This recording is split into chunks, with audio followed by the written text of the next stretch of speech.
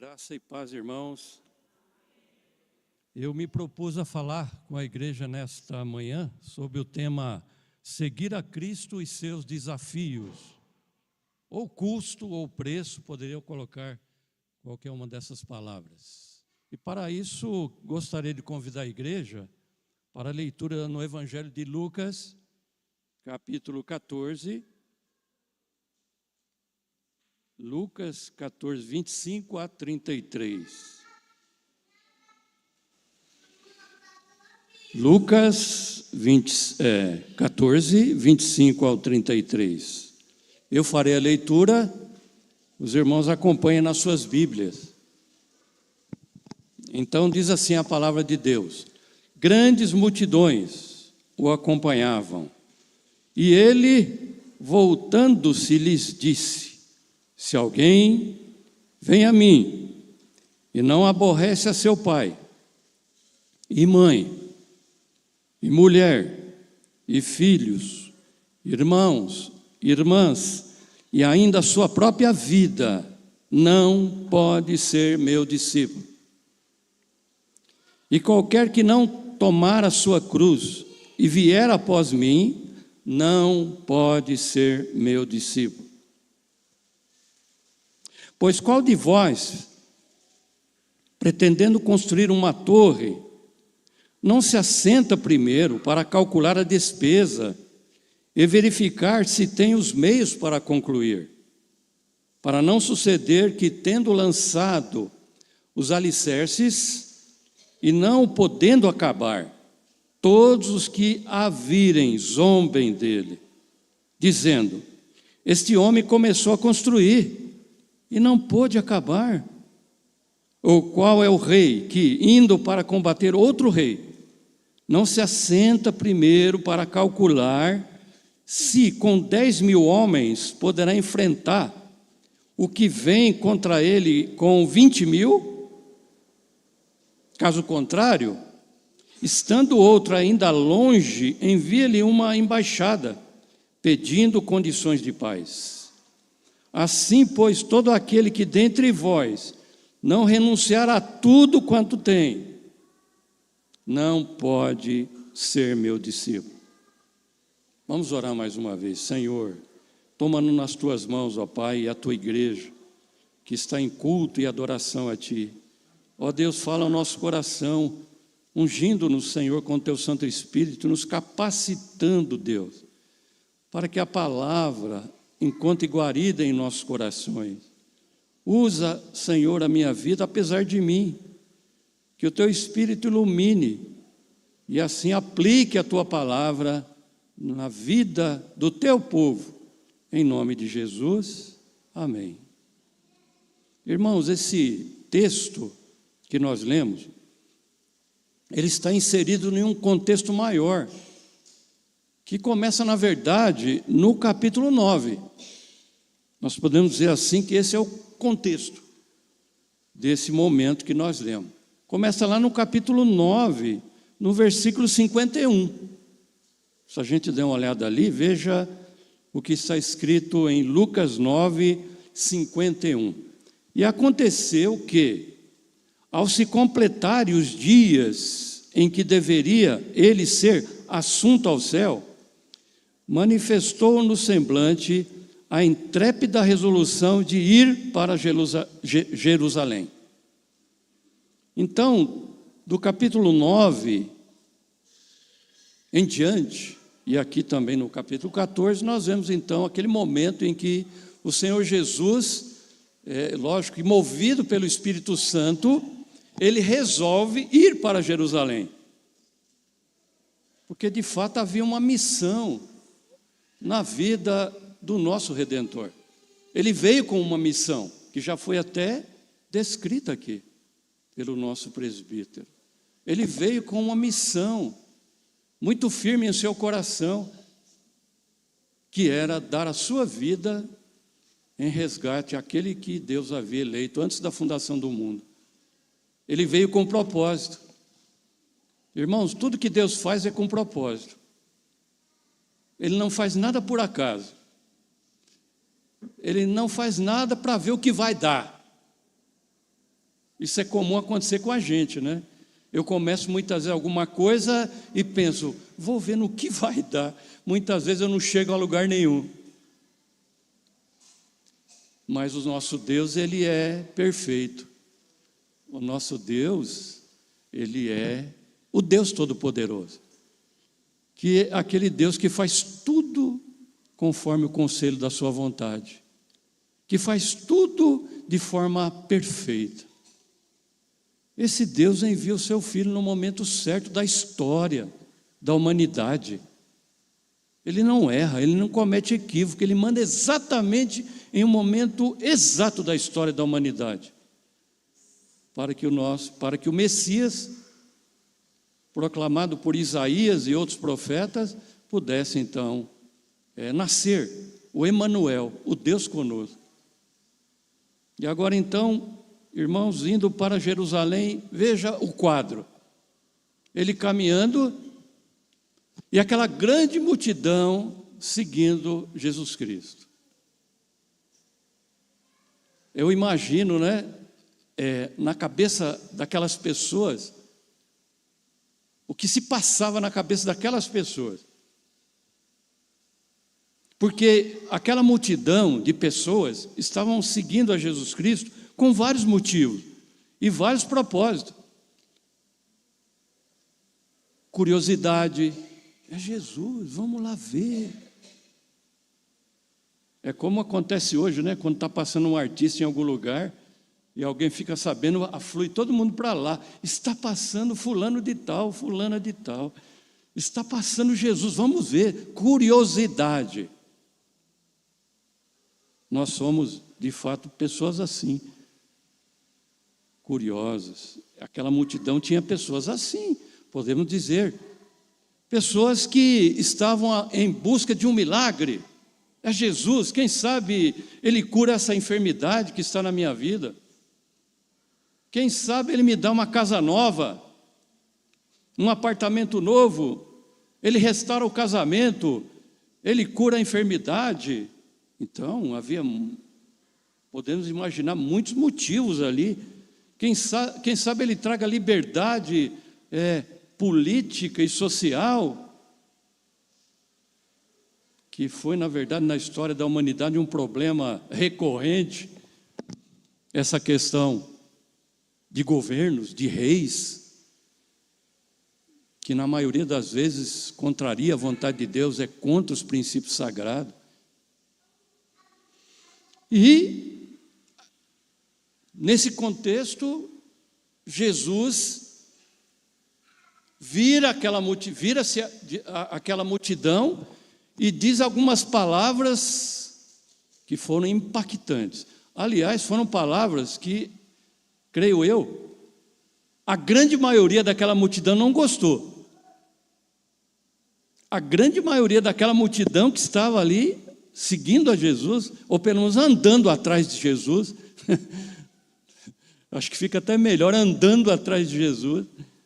A grande maioria daquelas pessoas não gostaram daquilo que Jesus disse, porque não foram palavras macias, bonitas, não foram um vocabulário simplesmente eloquente, agradável aos ouvidos, muito pelo contrário, foi impactante. Foi impactante. Ecoaram no ouvido daquela multidão como uma exortação, como uma advertência.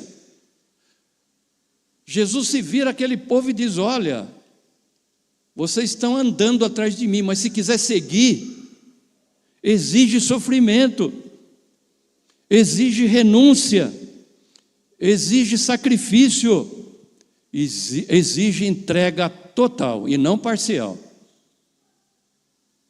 Filho meu, dá o teu coração. E ali certamente tinha muitas pessoas seguindo, andando atrás de Jesus, que queriam a bênção do abençoador, mas não queriam ser uma bênção para outras pessoas, conhecendo o abençoador de fato e de verdade. Esse é o ponto, irmãos. E essas coisas ecoam nos nossos dias também, que Seguir a Jesus Cristo de verdade, ser discípulo dele, é um caminho sobremodo excelente na vida do homem, da mulher, do jovem, do adolescente, da criança. É um caminho sobremodo excelente. É o melhor investimento que alguém pode fazer aqui na terra. É o melhor. É a melhor riqueza que alguém pode ter na vida.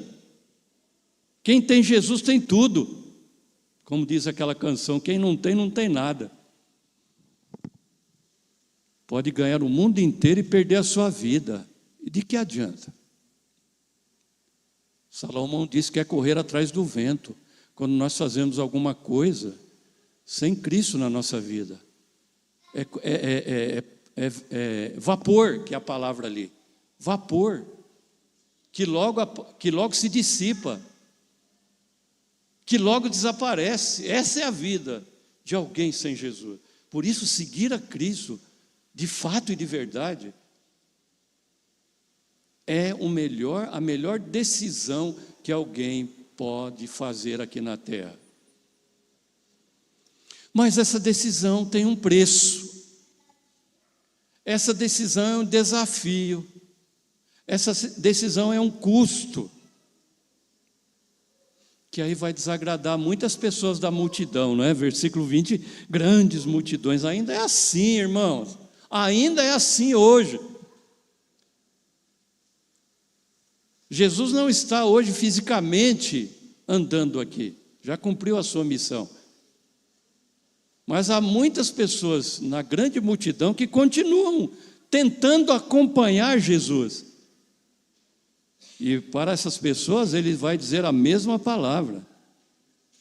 Ele vai trazer um desafio. É um desafio para todos nós, irmãos, é um desafio para os pastores. Porque muitas vezes o ministério pastoral ele é medido por relatório apenas. O ministério pastoral muitas vezes é medido por estatística. Afinal de contas, né, irmãos, quando nós olhamos assim, é uma tentação para todo líder cristão, né? Porque qual o pastor que não gostaria de ver a sua igreja com os bancos todos cheios? Eu sou pastor há 25 anos e sempre tive esse desejo por toda igreja que eu passei, e eu sei que todo pastor tem esse desejo. É lícito. É lícito, é louvável. Mas a pergunta que não quer calar é a seguinte: nós vamos encher os bancos da igreja de quê?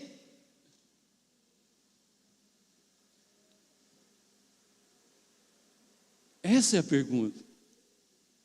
O que Jesus espera de um líder fiel? Que ele encha os bancos da igreja, mas engane as pessoas, como a gente vê por aí? Igrejas abarrotadas de gente, mas que estão sendo enganadas por falsos pregadores e falsos profetas, que, se possível, diz a Bíblia, enganaria até os eleitos de Deus, se possível, porque não é. Mas muitos eleitos de Deus chegam a balançar diante de alguma realidade por aí, que ouve e que vê e que assiste. Mas não se engane, porque o que está acontecendo, irmãos, é a operação do erro. Paulo fala isso, a operação do erro. E Satanás muitas vezes se transforma em anjo de luz para enganar as pessoas. Ao ouvir a palavra,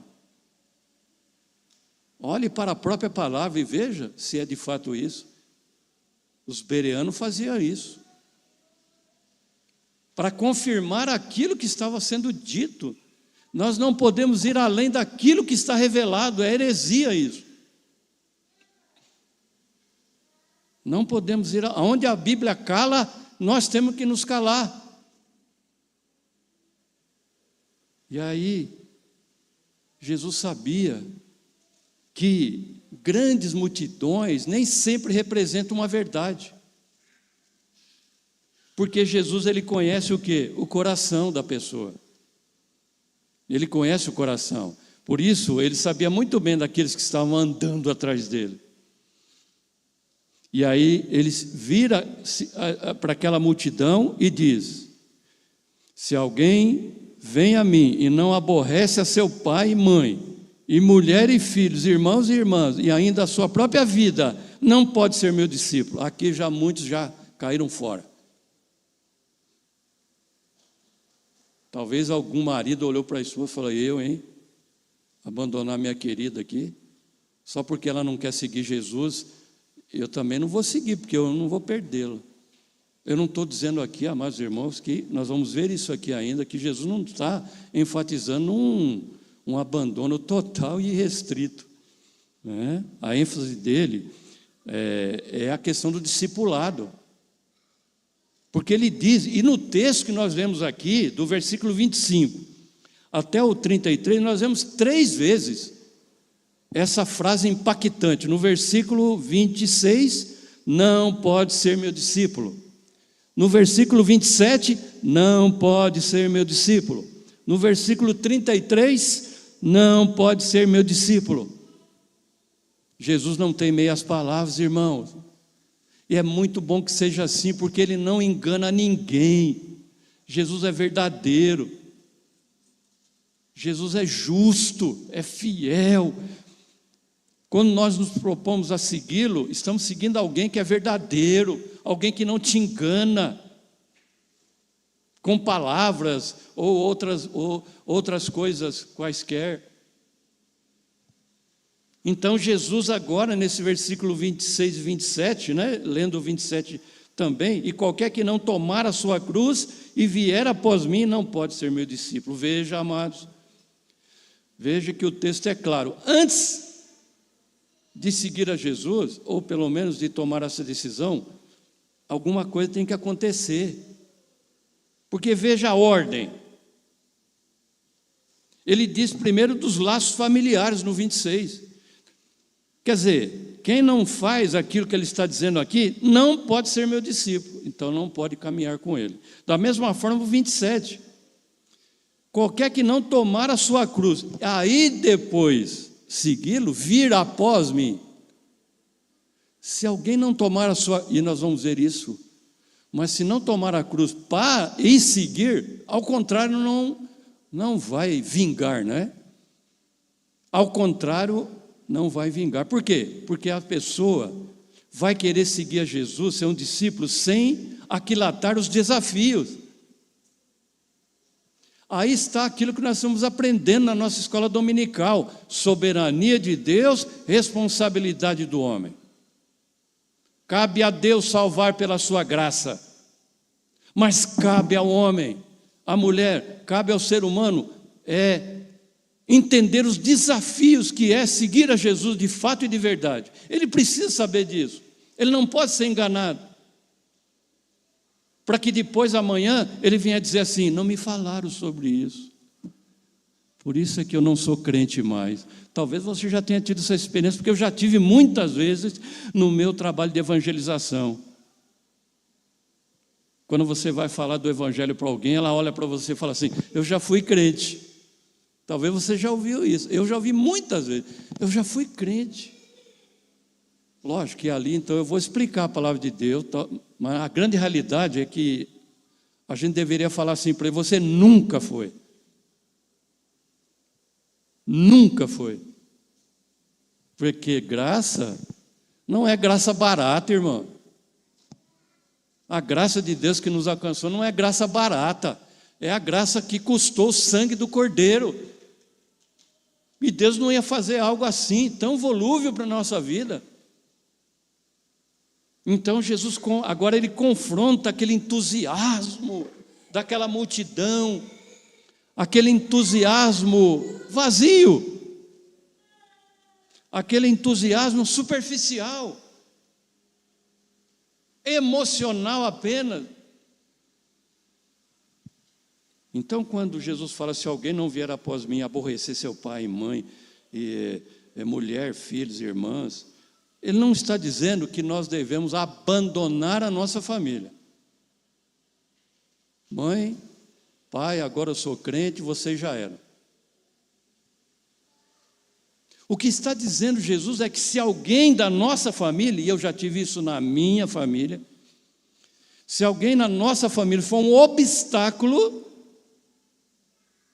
para que sigamos e creiamos no Evangelho e sigamos, então essa pessoa não é abandonada mais, você não vai deixar que ela seja uma pedra de tropeço na sua vida. Pai, mãe, tia, tio, eu respeito muito vocês, considero, quero caminhar junto, mas eu não vou deixar de seguir Jesus por causa de vocês.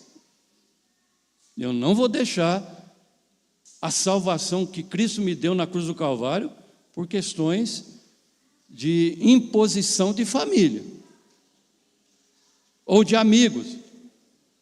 Aqui é bem mais íntimo, né? Aqui é bem mais íntimo. É gente que é dos nossos laços familiares, que nós temos ligação desde o nascimento. Mas olha, irmãos, olha o preço. Olha o desafio que Jesus está colocando. Eu acredito que a metade daquela multidão já foi embora, viu? Que estava aqui andando atrás de Jesus. Então, Jesus, ele tem que receber da nossa vida a proeminência. É isso que ele está dizendo aqui. Jesus não aceita concorrente nesse quesito espiritual, de salvação, de tesouro eterno, de vida eterna. Jesus não aceita concorrente. Tudo o que for terreno, tudo que for material, tudo o que for até laços familiares, se for obstáculo, deve estar em segundo plano. A Bíblia diz: se o meu pai e a minha mãe me abandonar, o Senhor me acolherá. Porque de fato isso tem acontecido, né? Infelizmente. Mas a Bíblia diz: se o meu pai e a minha mãe me abandonar, o Senhor me acolherá. E nós vamos trocar Jesus, irmãos amados, por alguma coisa que é falível, que não tem um alicerce sólido, que amanhã está te dizendo que te ama e depois da manhã já não te ama mais. E você é decepcionado. Você já teve alguma decepção com pessoas? Eu quero que você pense aí no banco, onde você está. Você já teve alguma decepção com alguma pessoa? Você já teve alguma decepção com alguém da tua família? Tá, você já respondeu aí. Jesus conhece o teu coração. De fato, com Jesus você nunca será decepcionado. Porque a Bíblia diz ainda que Ele é fiel, ainda que nós muitas vezes somos infiéis. Ele se mantém fiel, porque Ele não é homem para que possa mentir, Por isso Ele diz: aquele que não aborrecer. E a palavra aborrecer, miseu, no grego, não significa odiar, ranger os dentes. Então você agora resolve seguir a Cristo de fato e de verdade, olha para o seu ente querido e fica com ódio dele, rangendo os dentes. Não, aborrecer aqui não significa isso, mas é comparação de prioridade.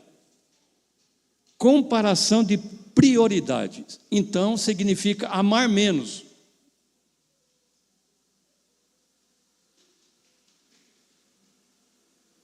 Amar menos. Se for necessário, amar menos a seus próprios laços familiares do que a Cristo Jesus. Ele tem que receber um grau maior do nosso amor, a ideia é essa. Um grau muito mais acima dos laços familiares, se for o caso, se for necessário. Por isso, irmãos, veja o desafio que é. Será que nós estamos preparados para isso? Será que esse é o evangelho que temos ouvido? Ou é aquele evangelho que é andar em pétalas de rosa? Aquele evangelho deitar em uma rede com suco de laranja, tudo vai bem, eu não preciso deixar nada, eu não preciso negar nada na minha vida, eu vou para Cristo com meus pecados e fico lá com eles mesmo. com os meus erros que eu tenho desenvolvido na minha vida e continuo com eles. Não, isso de fato não é seguir a Cristo de fato e de verdade. Não há contradição em Jesus, porque Ele é Deus perfeito. A ênfase de Jesus é que aqueles que o seguem, que determinaram a segui-lo, devem amá-lo com um amor mais profundo do que qualquer outra coisa ou pessoas. E às vezes, irmãos, para a gente seguir verdadeiramente a Cristo, nós vamos ser rejeitados por amigos, por colegas na faculdade, no trabalho, vão olhar para nós com aquele olhar indiferente. Vão olhar para você assim, de soslaio, torcer o nariz, mas esse é o preço. Esse é o preço. Eu me lembro, tem uma experiência que eu ainda estava no ensino médio, e eu fui um daqueles, pastor Felipe, lembrando da nossa aula aqui, eu fui um daqueles que nasci em lar evangélico, né? Eu nasci num lar crente. Já fui educado desde pequeno a conhecer a Jesus. Lógico que houve um momento na minha vida em que eu tive que tomar a minha decisão, fazer a minha profissão de fé. Mas eu me lembro de um colega na minha classe, e eu nunca tive vergonha de Jesus. Na classe todo mundo sabia que eu era crente. Mas um dia um colega lá, quase no fim do ano, ele chegou no meu ouvido assim e falou assim: eu também sou crente. Aqui, ó, eu também sou crente. Rapaz, meu Deus, dizer que aquele cidadão era crente, eu vejo todo o comportamento dele na sala de aula, mas ele foi obrigado pelo seu testemunho, e de fato eu não quero aqui julgá-lo de forma alguma, mas a Bíblia diz: pelo fruto conhece a árvore. Pelo fruto. Essa é a dica que Deus nos dá para conhecer alguém, se ela é crente ou não. É a vida dela. É a vida dela, é o comportamento dela.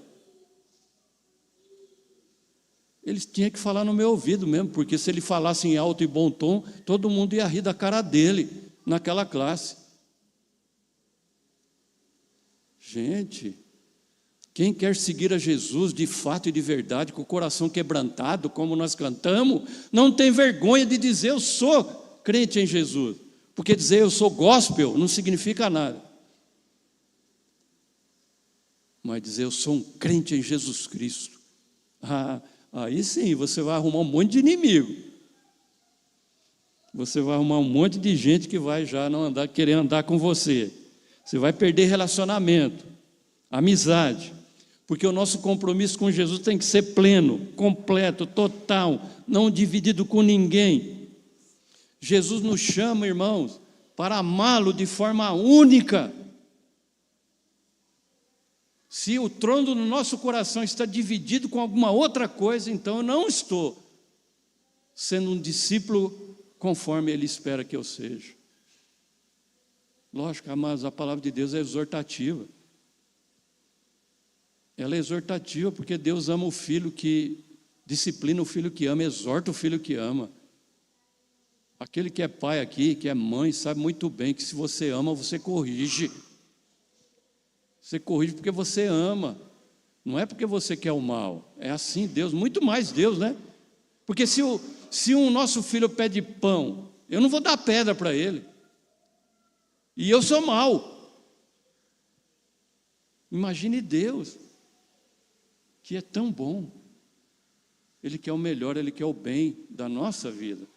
Então Ele quer instruir de forma correta, né? Filho, vem, dá-me o teu coração. Não venha de forma parcial. Não venha, né, deixando alguma área da sua vida de lado. Isso aqui não interessa para Deus. Isso aqui eu resolvo. Isso aqui eu dou conta. Não, sem mim nada podeis fazer. Então nossos interesses, desejos devem ficar em segundo plano. Nós não podemos negociar o amor que deve ser exclusivo a Jesus. Não podemos negociar. Não podemos seguir a Cristo, ao mundo, a outra coisa qualquer. Então, irmão, se os nossos interesses, planos entrarem em conflito com Cristo, eu tenho que tomar cuidado. Se entrar em conflito com a palavra de Deus, eu tenho que repensar aquilo que eu vou fazer. Porque não pode, ele deve, o nosso coração deve amá-lo com um amor maior que eu possa dar. Há um custo, irmãos, há um desafio para aqueles que querem seguir Jesus e tem que se pensar muito bem. Essa é a responsabilidade do homem. Essa é a nossa responsabilidade. Aqueles que não colocam isso na balança, que vem apenas pela emoção, quando chegar o desafio, quando chegar as dificuldades, as tentações, vai ceder no primeiro obstáculo. E você vai achar aqueles por aí que dizem que um dia já foi crente. Pode ser que ele tenha sido religioso, mas não crente de verdade. Então, a nossa vida, ela deve se identificar com a vida de Cristo. Aquele que diz que crê em Jesus deve andar como ele andou, diz a palavra de Deus. Ele é o nosso modelo, ele é o nosso paradigma, ele é o nosso padrão. É muito bom, irmãos, quando eu olho para um outro irmão ou irmã e posso ver naquele exemplo daquele irmão uma vida piedosa. Como é bom isso. Paulo, ele nos conclama para que a gente seja exemplo para o outro. É muito bom e devemos ser. Mas nós somos imperfeitos. Uma hora ou outra eu vou errar. E aí? Se a tua confiança estiver em mim, para onde vai a tua fé? Se você colocar a fé no homem, a confiança no homem, você vai se decepcionar. Porque uma hora ou outra ele vai errar, ele vai falhar, e você vai dizer, coloque somente em Jesus. Somente em Jesus. Nós aqui, igreja, estamos num processo de santificação. Não tem ninguém perfeito aqui, mas eu posso dizer, Jesus sabe se você é um seguidor sincero dele. Isso ele sabe. Isso ele sabe. Jesus sabe se você está renunciando o pecado, renunciando coisas desse mundo para ser exclusivamente dele. Ele sabe disso. E ele está sondando o teu coração agora, pelo Espírito Santo de Deus, avaliando a sua vida. E você tem que dizer para ele, Senhor, sonda o meu coração. Vê, Senhor, se há algum caminho mau e guia-me pelo caminho eterno. É isso que nós devemos fazer, porque há um custo, irmão. Você que tem mais tempo de caminhada cristã, sabe muito bem o que eu estou falando. Há um preço, há um custo de segui-lo. Muitas vezes vai causar dor, mas esse é o verdadeiro evangelho. Jesus mesmo disse que ele não tinha onde reclinar sua cabeça. Ele não tinha nem onde reclinar sua cabeça. Então, o ensino de Jesus é que o discipulado, ele não pode ser apenas teórico. Ele tem que ser prático. Ele tem que ser experimental. Ele tem que ser uma realidade no seu dia a dia. De dia a dia, o Espírito transformando a sua vida. Isso é santificação, passo a passo, dia a dia. Mas tem que ter um progresso. Tem que ter um progresso. Você tem que olhar para trás. Depois de 5, 10, 20, 30 anos de vida cristã, você tem que olhar para trás e dizer, eu progredi. Não eu, mas Cristo comigo. Precisamos morrer, porque a Bíblia diz no versículo 27, qualquer que não tomar a sua cruz e vier após mim não pode ser meu discípulo. Então agora ele vai tocar na questão do nosso dia a dia. E, aliás, muito mais do que isso, do nosso próprio ser. Porque aqui, irmãos, cruz, na época de Jesus, naquela época, né? Cruz Não era um símbolo religioso como é hoje. Cruz era um símbolo de morte. Cruz era um símbolo de execução. Cruz era um símbolo de vergonha, um instrumento, né, de vergonha. Não é como hoje, que é um símbolo religioso. Então, quando a gente fala de cruz, a cruz, ela traz a ideia do quê? De mar de rosa? Quando a gente pensa em cruz, nós pensamos em dor. Não se pode pensar em cruz e não pensar na realidade de dor. Naquela cruz do Calvário houve uma dor especial, específica, que ninguém pode sofrer. Ninguém, porque só existe um Redentor. Só existe um Redentor. Só existe um sangue que purifica dos nossos pecados, o sangue de Jesus. Mas a sua cruz aqui, irmãos, é o nosso ego. Quando Jesus fala aqui, qualquer que não tomar a sua cruz, é o nosso ego, é o nosso egocentrismo, é a nossa vaidade. Nós temos que abandonar isso para seguir a Jesus.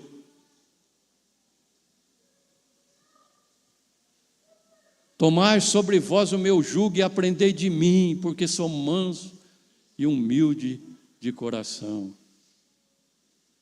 Mas as pessoas não querem tomar esse jugo, não é? Eles querem um Jesus popstar,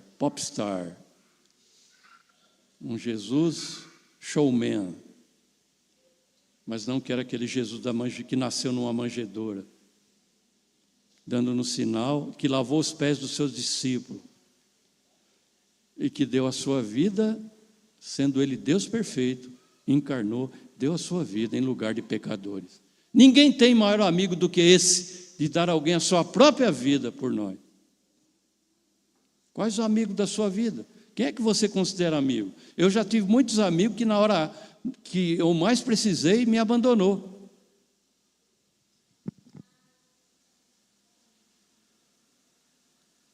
Jesus é o nosso melhor amigo, mas Ele nos fala para que nós devamos tomar a nossa cruz. E quando se identificar com Jesus, não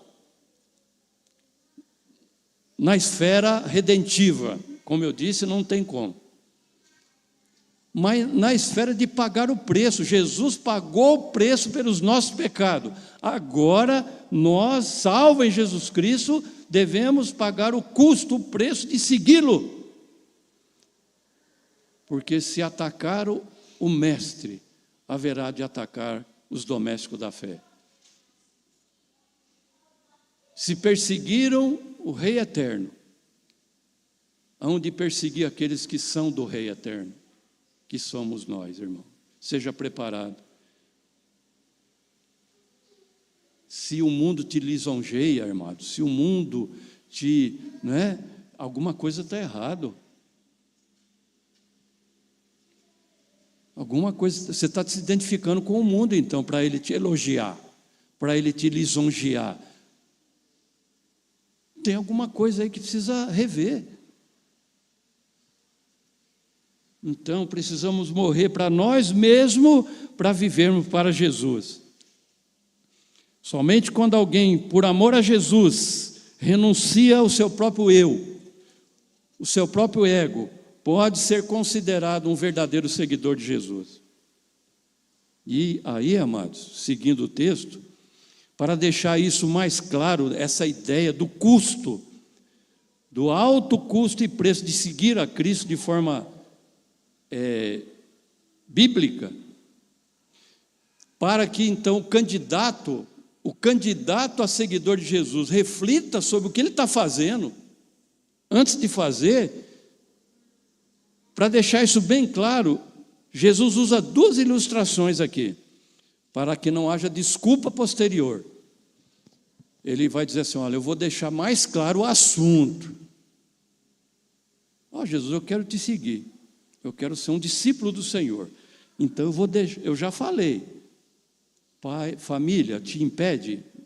Jesus em primeiro lugar. O ego é um problema? Deixa o ego, arrogância e orgulho. Mas eu vou deixar mais claro ainda. Então, olha, qual de vós, pretendendo construir uma torre, não se assenta primeiro para calcular a despesa e verificar se tem os meios para concluir? 29. Para não suceder que, tendo lançado alicerces e não podendo acabar, todos os que a virem zombem dele. Então, ele vai falar de dois assuntos. O primeiro, ele fala de um projeto de construção. De um projeto de construção. Que, irmãos, para a gente construir uma casa, um apartamento, seja lá o que for, nós temos que avaliar o custo. É para isso que tem um engenheiro, né? Que você contrata, para ele avaliar todo o custo do projeto, todo o projeto, né? Todo o alicerce, todo o material, para que você não lance o alicerce, fique lá e todo mundo olhando, começou e está aí, ó, embolorando, os tijolos estão ficando já com bolor e não vai para frente o negócio. Então Jesus, ele dá essa orientação, né? Porque as coisas são assim, irmão. O Senhor, ele é soberano em todas as coisas, mas ele nos deu a nossa mente para raciocinar, para pensar. Nós somos a imagem e semelhança de Deus, e um dos aspectos é intelectual. E viu Deus que tudo era bom. Deus, ele pensa. E ele nos deu também um raciocínio para pensar e avaliar as coisas. Então aqui ele usa esse projeto de construção. Ele identifica o discipulado a um projeto de construção de uma torre. Então, é basicamente aqui uma pergunta de retórica que ele faz, cujo ensino é acerca do bom senso. O ensino aqui é acerca da reflexão. E a resposta aqui é implícita, né? Lógico, ninguém vai lançar um alicerce, pelo menos em sã consciência, ninguém vai lançar um alicerce ou uma construção sem pensar antes, sem avaliar se ele tem condição. A resposta está implícita. É preciso calcular meticulosamente o quanto vai se gastar para tal construção. Não é sensato ir por emoção. É preciso ponderar, analisar o custo, porque o sucesso do término da construção dependerá de calcular sem pressa o recurso que você tem para o início e o término da construção. Assim também é com aquele que quer ser um discípulo de Cristo. Assim é também na vida daquele que quer ser crente. Ele precisa vir a Cristo resolutamente. Ele não pode vir, eu vou lá na igreja, ver lá o que vai dar. Não. Ainda que a salvação é pela graça e o chamado é eficaz, cabe a nós a responsabilidade, irmãos, de tomar um passo firme na nossa vida, uma decisão resoluta, firme. Eu vou com Cristo até o fim. Eu vou com Cristo até a morte física ou ao retorno dele para levar a sua igreja. Nada vai me tirar desse caminho. Com a ajuda de Deus, com a graça de Deus, eu vou permanecer. Eu vou ser um exemplo de regeneração. Então, é preciso, irmãos, pensar. Quando nós evangelizamos alguém, nós precisamos deixá-lo a par dessas questões também. Não é chegar só para ele e falar, Jesus te ama. Mas na hora da provação e da tentação, ele não vai suportar, porque ele não foi instruído corretamente. E hoje tem muitas igrejas que falam de tudo, menos do pecado, menos da regeneração, menos da santificação, menos da justificação, não fala de arrependimento, não fala do juízo de Deus, não fala do diabo. Do diabo até que fala muito, né? Até que fala muito. Mas de Jesus nada, né? Mas de Jesus nada. Mas nós precisamos falar do diabo como aquele que é o tentador, né? Essa é a realidade que nós precisamos falar. Que quando uma pessoa se converte, o diabo vai com tudo para arrefecer a fé daquela. Então nós temos que estar cientes disso. Nesse caso, eu tenho que falar do diabo, que ele é o seu inimigo. Ele vai fazer tudo para você não ficar na igreja. Ele vai fazer tudo para você deixar de seguir Jesus. Isso é o que ele faz, é por natureza dele. Ele é o tentador. A palavra diabo é adversário, inimigo. Então, nós não podemos colocar o diabo num patamar que ele não está, que é o que muitas igrejas fazem. Mas nós temos que pensar que ele é o inimigo. Então, grande parte da pregação de hoje não instrui, não orienta as pessoas acerca do Evangelho e do custo, do preço que é seguir a Jesus. Não precisa confessar pecado, não precisa deixar vida promíscua, não precisa deixar vício, vem como está. Já viu aquela pregação? Venha como está. Bom, de certa forma, venha como está, mas não fique como está. Porque Jesus, ele regenera, ele transforma e ele santifica. Então, alguém pode vir quebrado para a igreja, irmão. Quebrado, arrebentado. Sim, nós vamos receber ele ali. Vamos receber ele ali, com todos os pecados e toda a vida pregressa que ele tem. Nós vamos mandar, entra, senta, ouve a palavra de Deus.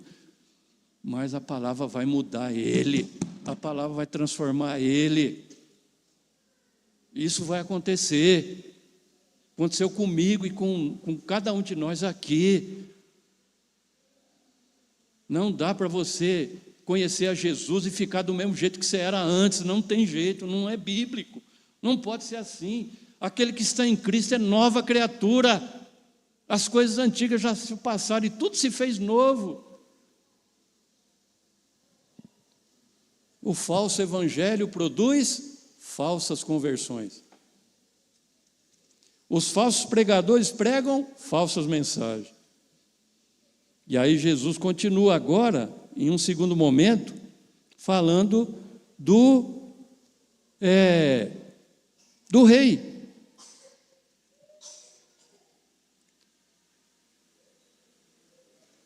E qual? Versículo 31.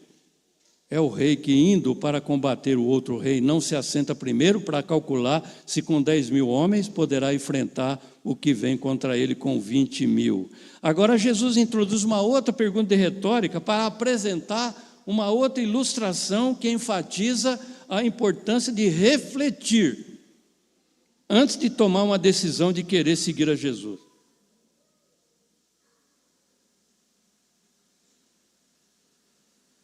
Eu me lembro de uma experiência numa igreja que eu pastoreei no interior de São Paulo. Uma pessoa chegou, terminou o culto, ele veio até mim lá na porta: pastor, essa é a igreja que eu vou ficar. Que mensagem! Olhou para mim e falou: quando é que é o batismo aqui? Eu falei: amigo, vamos fazer o seguinte, venha no próximo culto. Venha no próximo culto. A gente vai te instruir você, tá bom? A gente vai te instruir, mas agora, né?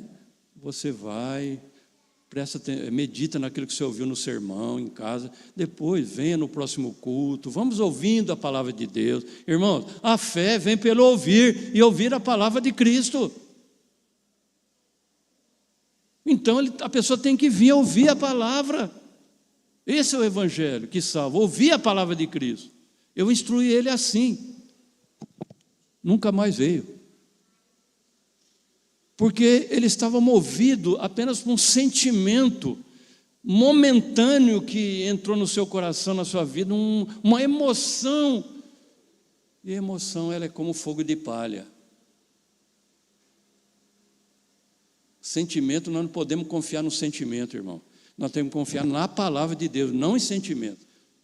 Porque nós somos pecadores, tudo que é em nós está manchado pelo pecado. Coração, confiar no coração. Eu estou sentindo no coração. Cuidado, hein? Enganoso é o coração, Isaías, o profeta, diz. Enganoso é o coração.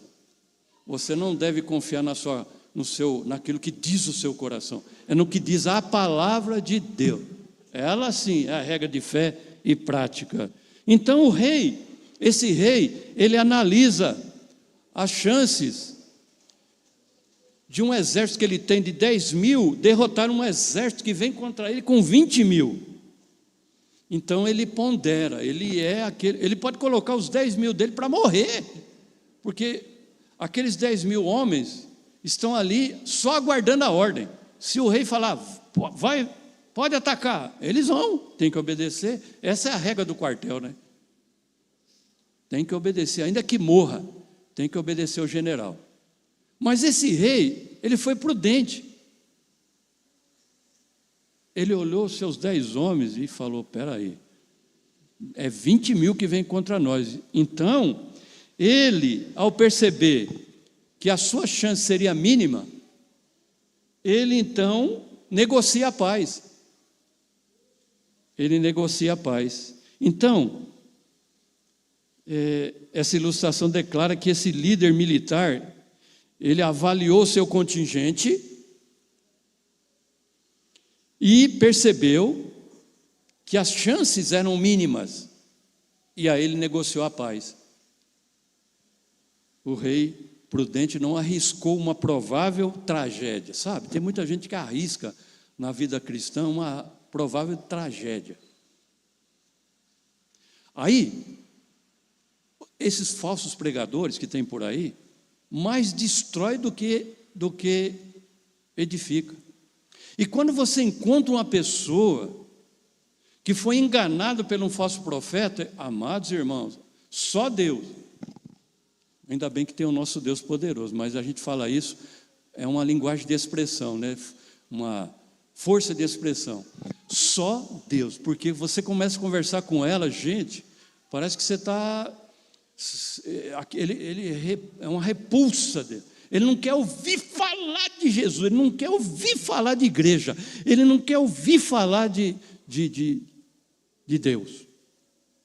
Porque uma pessoa enganada, ela se torna pior do que aquele que nunca ouviu falar de Cristo, vamos dizer assim.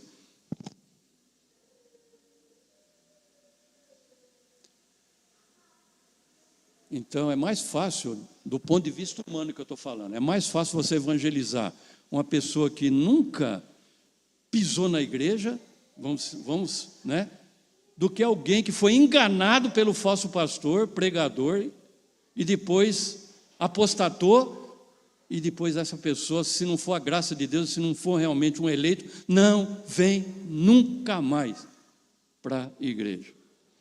Por isso, irmãos, essa ilustração do rei aqui também é para a gente ponderar avaliar o custo do discipulado, avaliar o custo de seguir a Jesus, ser um crente em Jesus Cristo. Aquele que vai construir a torre analisa se tem recurso, o rei com 10 mil analisa se com 10 ele vence um de 20, que vem com 20 mil. E aqui no caso do rei, foi sábio ele tomar a decisão de buscar a paz. Agora aquele que vai construir, cabe a ele começar ou não. Então, e aqui não é uma opção, viu, irmão? Não é opção. A vida cristã, irmão, não é opção. A gente tem na vida vários caminhos. Eu posso escolher que faculdade eu vou estudar. Eu tenho essa livre agência. Eu posso escolher com quem eu vou casar. Eu posso escolher em que profissão eu vou exercer. Eu posso escolher em que bairro eu vou morar, em que cidade eu vou morar. Eu posso escolher se eu quero morar em casa ou apartamento. Enfim. Mas para o céu não tem jeito. Para o céu não tem opção. Jesus disse, eu sou o caminho, a verdade e a vida. Ninguém vem ao Pai senão por mim. Então, amado, você que já tomou a sua decisão firme por Jesus, glória a Deus. Fica firme. Fica firme. Não ligue para os seus adversários que vêm zombar de você. Até familiar teu, você pode ter alguém que zombe de você. que não tem mais aquele carinho por você agora que você é crente em Jesus. Não ligue para isso. Não deixe de considerá-lo, e se puder ajudá-lo, vai sim, porque nós temos que pagar o mal com o bem. Romanos capítulo 12, nós temos que pagar o mal com o bem.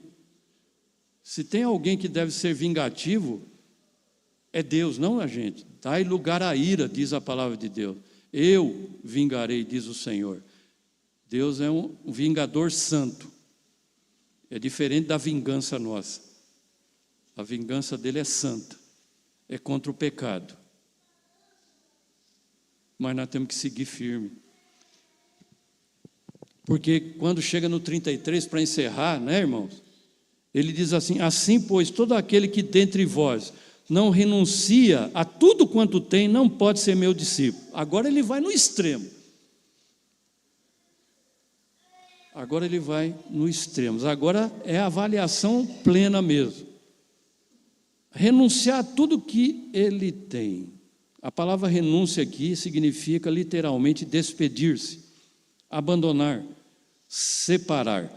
Não significa jogar seus bens na lata do lixo. Jesus aqui não está combatendo a riqueza em si, porque a riqueza em si não é pecado. Não é pecado ser rico, e nem pecado ser pobre. É pecado o rico avarento, que ama o dinheiro, que não usa o seu dinheiro para ajudar o próximo. Porque a grande realidade, irmão, é que eu já vi muitos pobres mais orgulhosos do que ricos. Então o orgulho não escolhe classe. Ela está no coração da gente. O orgulho está dentro de nós. Por isso que temos que levar a nossa cruz, abandonar o ego. Eu gosto muito de uma frase de MacArthur que diz assim, abre aspas, Jesus, nesse texto aqui do 33, Jesus não está defendendo o socialismo, ou se livrando de tudo, e vivendo uma vida de pobreza. Sabe o voto de pobreza? Não, Jesus não está defendendo isso. Ele continua, MacArthur, seu ponto é que aqueles que querem ser discípulos de Jesus devem reconhecer que são mordomos de tudo e donos de nada. Que lindo, que frase impactante. Nós somos mordomos de tudo, o que Deus tem nos dado, mas dono de nada, porque dono é Ele. Até o nosso dízimo não é nosso, né? Ninguém dá o dízimo. Sabe, irmão? Ninguém dá o dízimo, ele não é meu. Eu só posso dar alguma coisa que é minha. Quando eu falo eu dou o dízimo, não, eu entrego, eu devolvo aquilo que é de Deus. Porque, se a gente for olhar bem, não é só o dízimo que é de Deus, 100% é dele. Só que ele deixa 90% para você viver o seu dia a dia. E a gente vive muito bem. Irmãos, que Deus abençoe a vida dos irmãos, dessa amada igreja. E saiba sempre que você já tem experimentado isso na sua vida, o alto preço de ser crente, mas continue firme. E você que ainda não avaliou isso, avalie bem, vale a pena,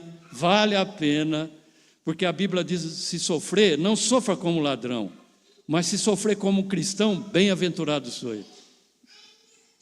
Sobre vós repousa, né, a graça de Deus. Que Deus abençoe, que Deus fortaleça a fé, que Deus use a sua vida para trazer outras pessoas para a igreja, conhecer esse evangelho maravilhoso. Amém.